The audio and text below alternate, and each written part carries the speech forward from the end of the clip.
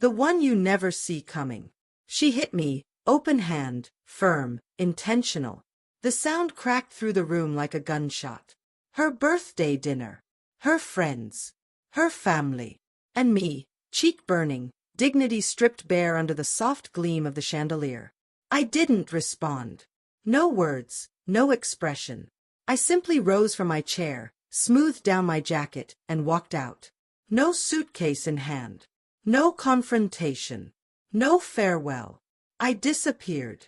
5 years back, I thought I understood her. Elaine, clever, magnetic, the kind of woman who never entered a room unnoticed. I adored her with the desperation of a drowning man clinging to a lifeline. She once told me I was her calm in the chaos. And I believed her. We built our lives side by side. Late nights spent drafting plans for her boutique. I emptied my inheritance to help fund it. We didn't have a prenup. I told myself love didn't require one. That was my first mistake.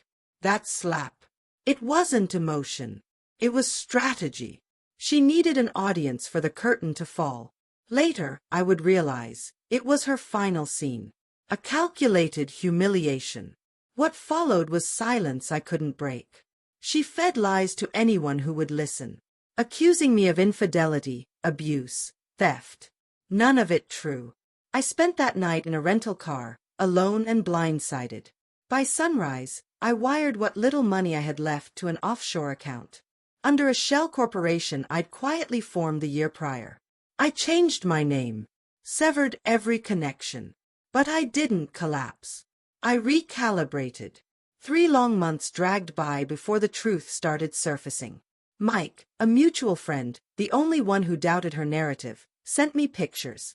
Elaine in the arms of the man she called her silent investor. Her lawyer. Her lover. 2 months before that slap, she had transferred every asset from our joint holdings into accounts under her sole control. It wasn't revenge. It was escape. Her exit. My healing would come much later. That first year. Torture. But pain, when harnessed correctly, becomes focus. I took low-level jobs under aliases, serving tables, scrubbing tiles. I listened. I studied. Taught myself corporate law. Dove into forensic accounting. I moved often, built quiet relationships, earned trust. 2 years in, I purchased a small cybersecurity firm under a new identity. Grew it. Sold it.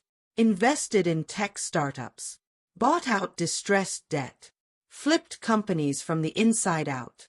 By year 4, I was the invisible hand behind multiple real estate ventures.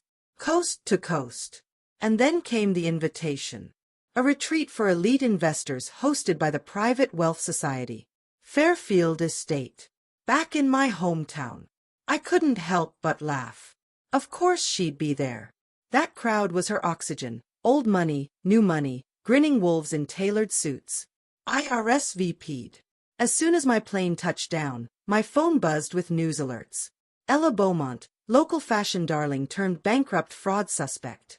Her boutiques closed. Assets frozen. Investigators tracing shell companies linked to offshore accounts. My driver chuckled. Rough week for Mrs. Beaumont, huh? I smiled. Couldn't have happened to a more deserving person. She didn't recognize me at first. Not with the beard, the bespoke suit, the new name. But my eyes gave me away. Her face went pale the moment she saw me. We were seated directly across from each other at the estate's grand banquet table. Poetic. 5 years ago, it had been the same seating arrangement. Only this time, I was the guest of honor. Luca Brandt toasted me. Serial investor. Tech whisperer.